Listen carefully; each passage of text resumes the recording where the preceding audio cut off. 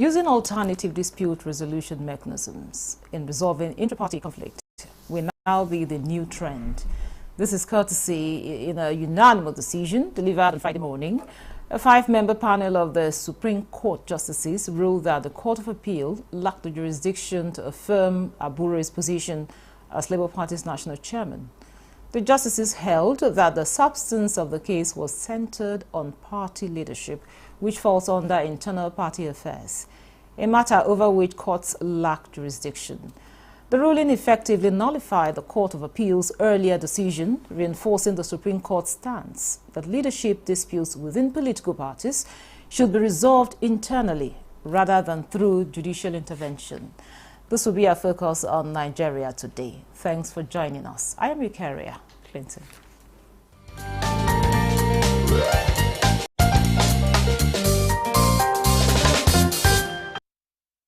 Joining me in the studio for this conversation is Dr. Dipo Olayokun, who's the Deputy National Chairman, Inter-Party Advisory Council, IPAC. It's good to have you in Nigeria today. Thank you very much. And Nigerians, good evening. And joining us via Zoom is Jide Ojo. He's a public affairs analyst. It's good to have you on the program, Jide. It's my pleasure, Eucharia. Happy weekend. Thank you very much, Jide. Now, Jide, I want to start with you. How do you perceive the Supreme Court judgment on the inter-party disputes? Is that question for me? Yes, I'm asking you, Jide. Okay. Well, I think the Supreme Court has maintained some measure of consistency in terms of saying that issues around leadership and membership of political parties is their internal affairs, which cannot be litigated upon.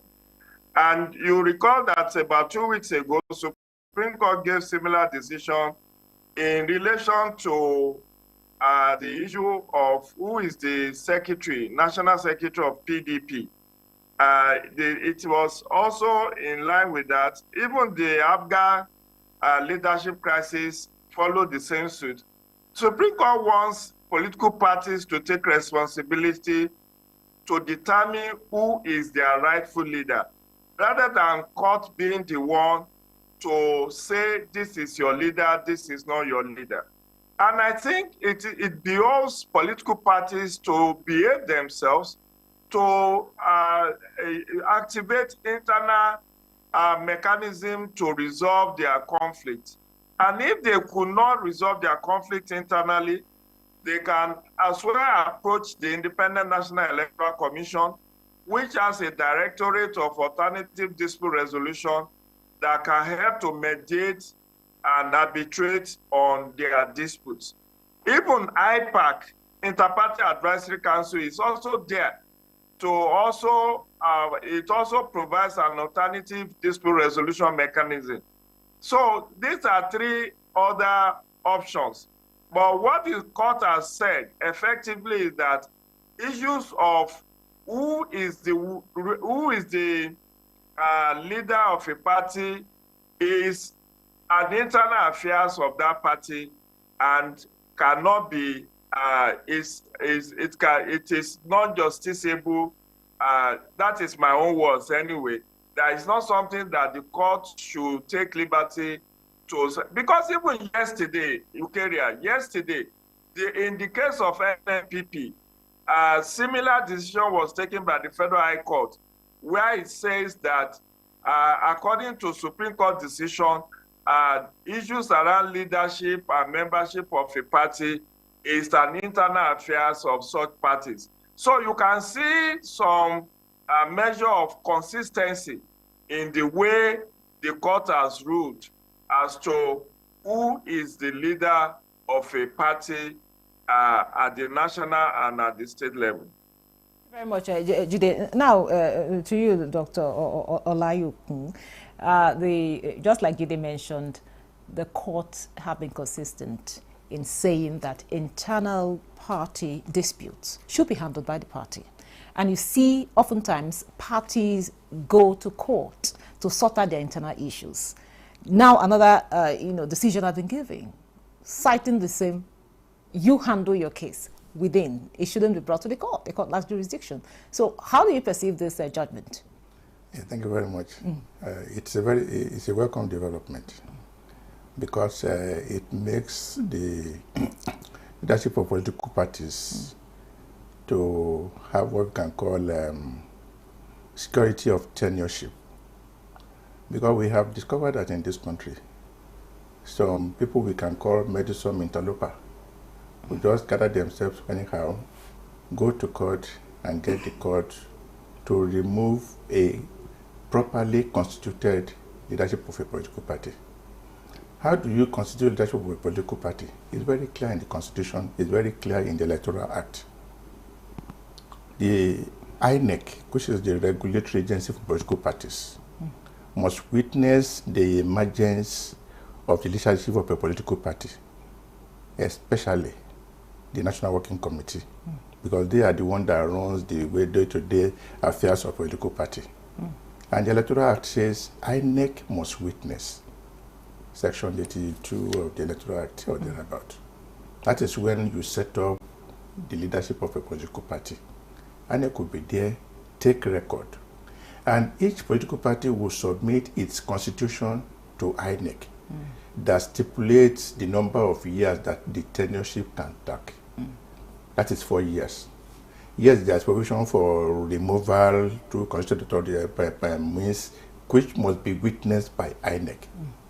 So we have just covered that some people will just gather themselves in one beer parlor, hotel, hold a meeting, get some people they will elect as their members of NWC, will not be monitored by INEC whether they have followed the guideline of the political party.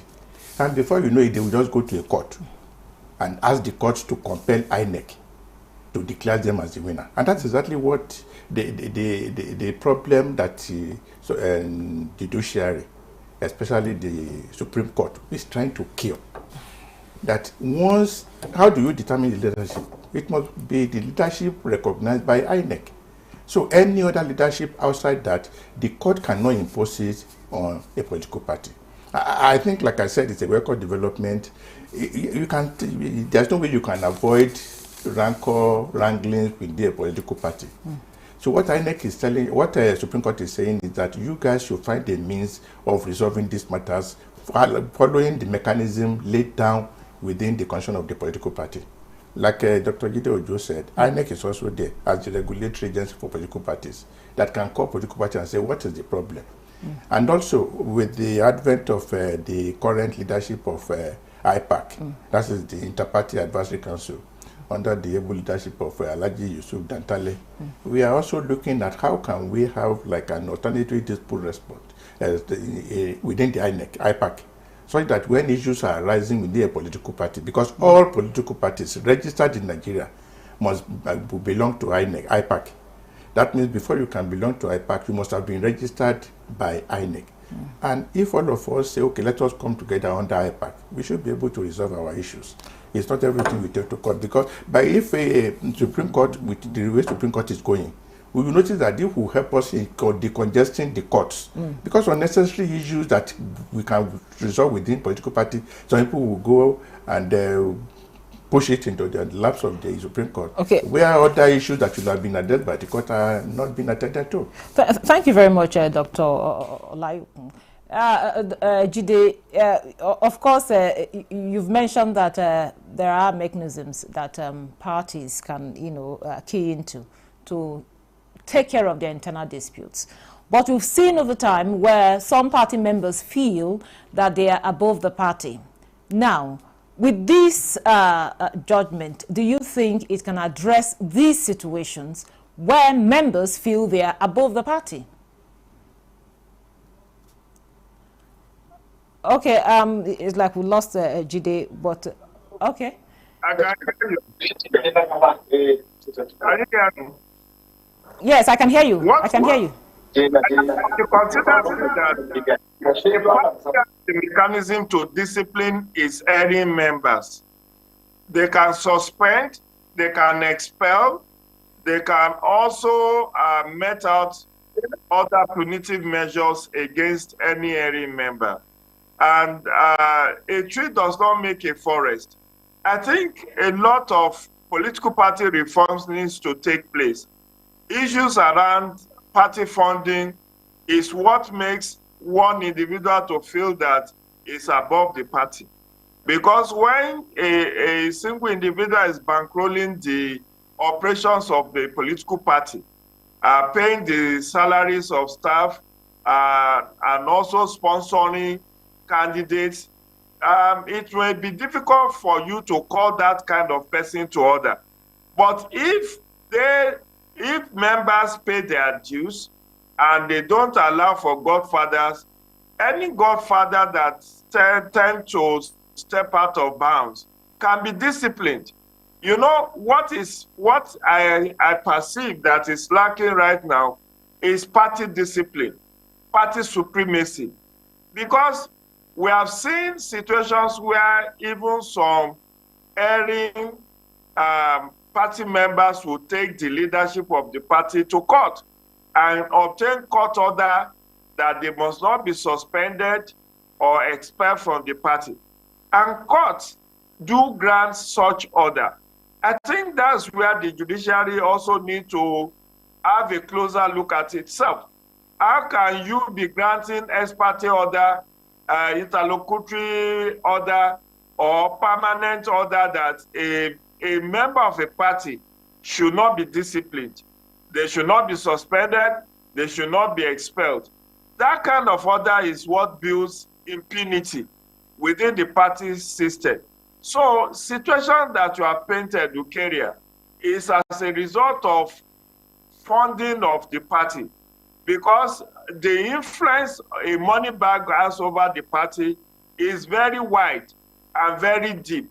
And until when there is appropriate funding of political parties, in which case people jointly contribute to run the party with resources, then you will continue to have this culture of impunity.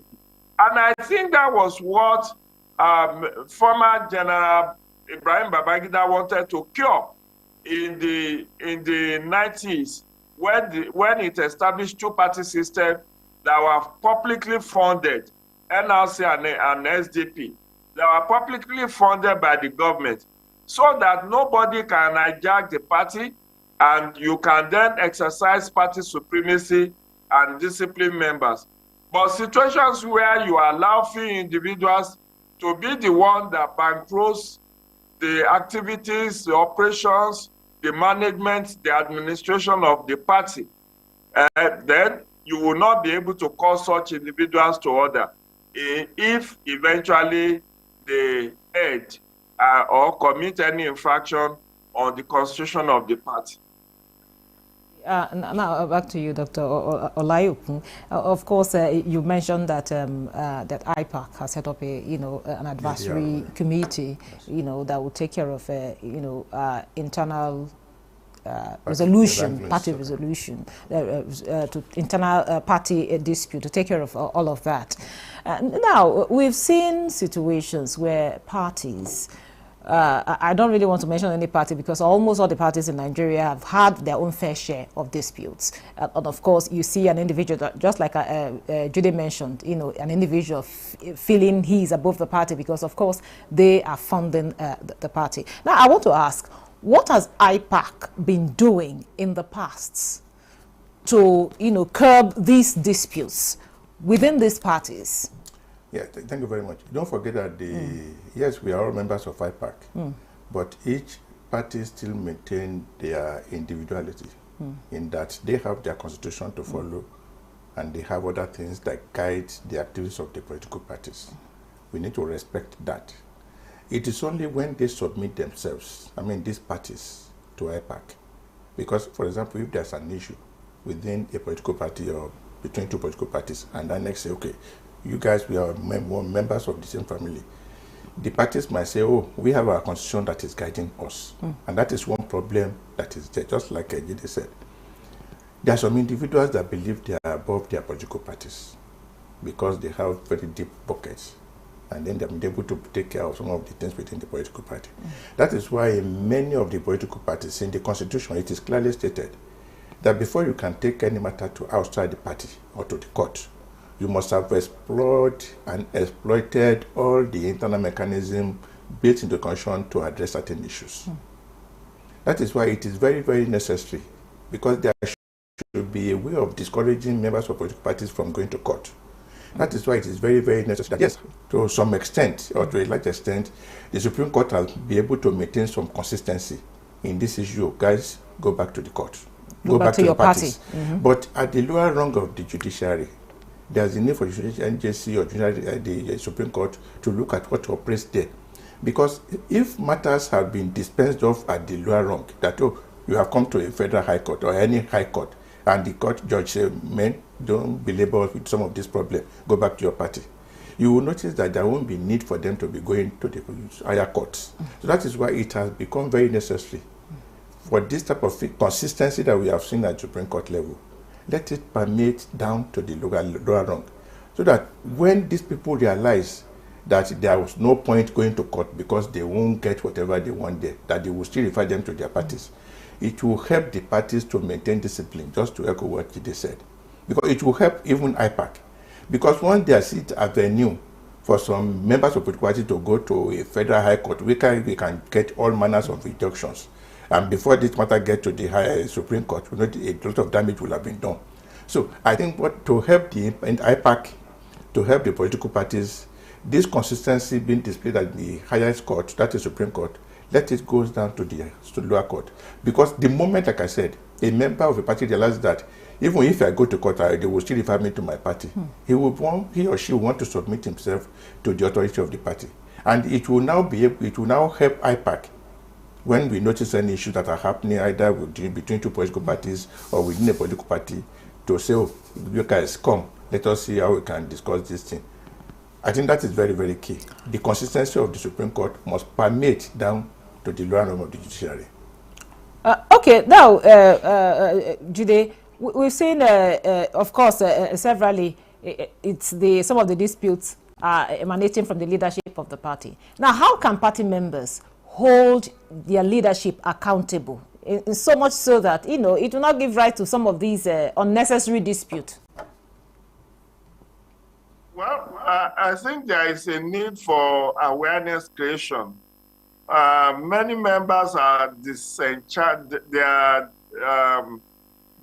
aloof. They are too aloof from party activities.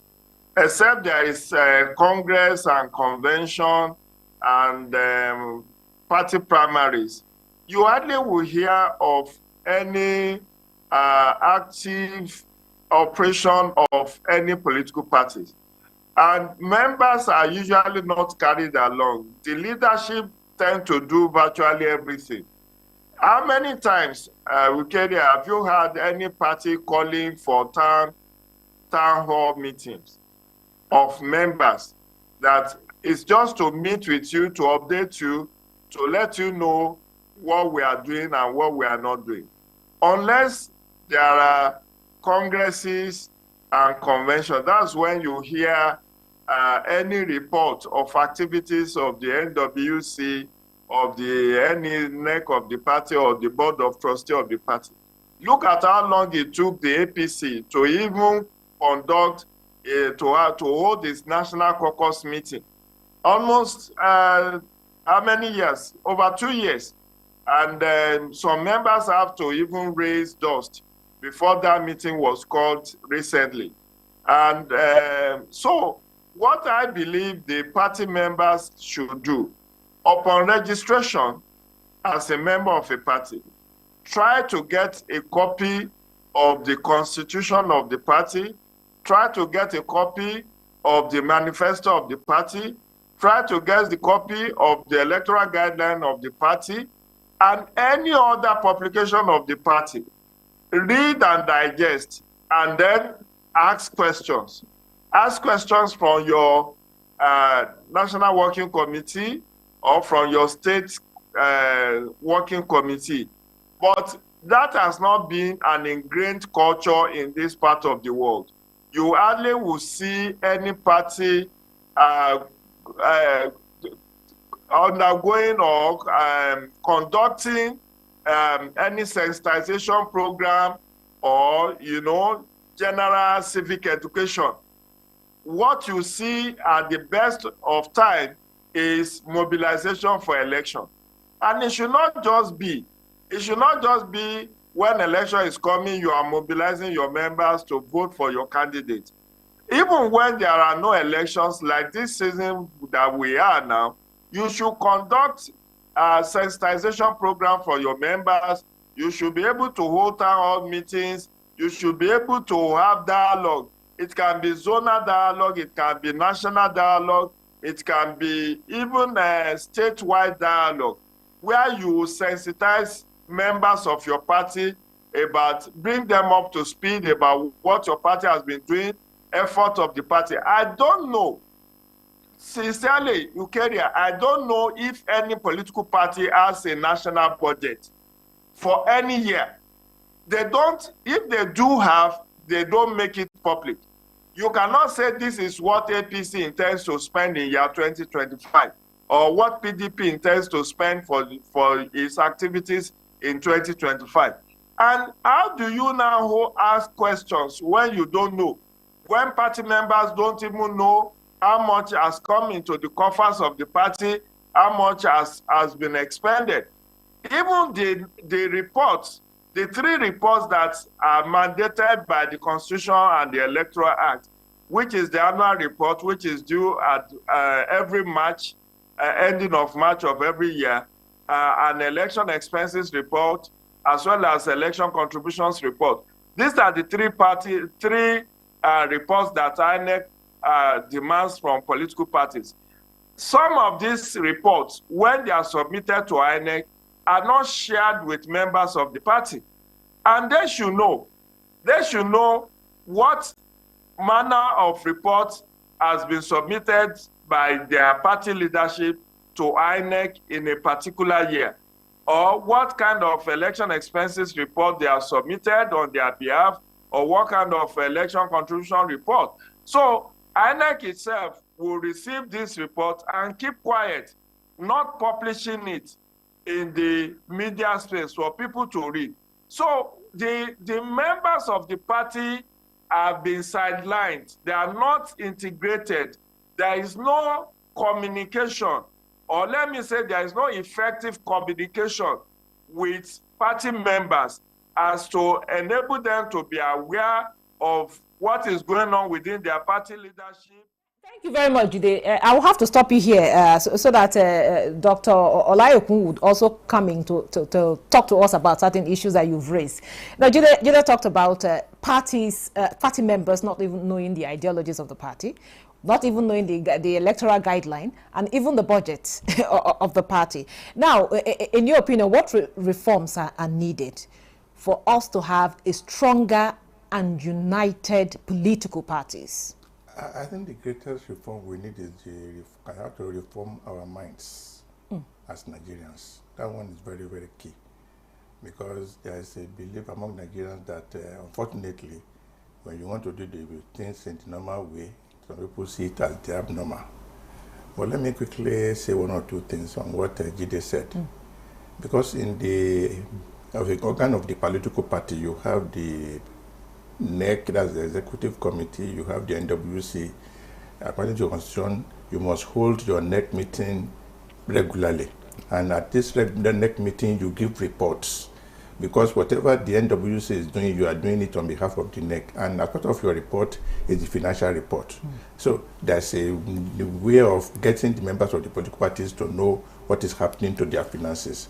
And also the one he mentioned about INEC, all the reports, financial reports you are submitting to INEC, you are expected to publish them in at least 2 newspapers. So members of the party, members of the public, we know what is happening to the finances. Dr. Dikpo, I'm afraid I have to stop you here. I have to stop you here. Thank you very much, Dr. Dikpo Olayokun, Deputy National Chairman, Interparty Advisory Council, IPAC. Thank you so much for coming on the program and sharing your thoughts with us. And also we had Jide Ujo, a public affairs analyst that joined us via Zoom. Thank you so much, Jide, for coming on the program. It's my pleasure. Enjoy the rest. And thank you for being part of the program. Don't forget, Nigeria Today airs every weekday at 7:30 p.m. on NTA News 24. You can also watch this episode and others on www.youtube.com/NTA News 24 Hub. Have a wonderful weekend. I'm Eucharia Clinton.